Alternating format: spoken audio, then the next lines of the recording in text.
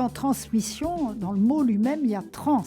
Ça veut dire l'idée d'un passage, et d'un passage dynamique. Et donc, la caricature de la transmission, c'est la reproduction permanente du même. La transmission, c'est toujours un jeu entre le même et l'autre.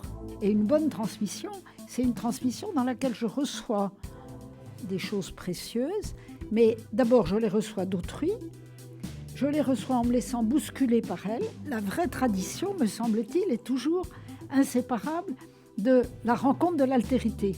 Et c'est pour ça que la mondialisation actuelle peut être aussi une invitation.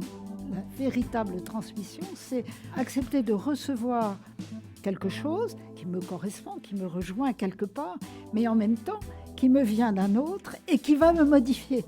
C'est d'accepter d'être modifié d'une certaine manière par ce que je reçois. On ne peut pas dire que les jeunes n'aient plus envie d'apprendre, on ne peut pas dire que les jeunes n'ont pas envie de savoir. Il y a toujours cette appétence, cette curiosité, mais il y a des plus grands freins que sont du coup les fausses informations, que sont l'espèce d'enfermement qu'on a de plus en plus.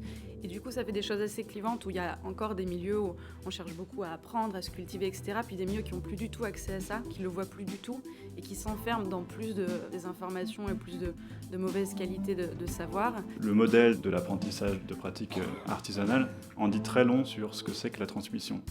Parce que quand on devient dépositaire de ce savoir qui s'est développé avec une sorte de filtre des ans, c'est-à-dire une accumulation d'expérimentation empirique sur les chantiers, on se sent redevable de les transmettre à d'autres.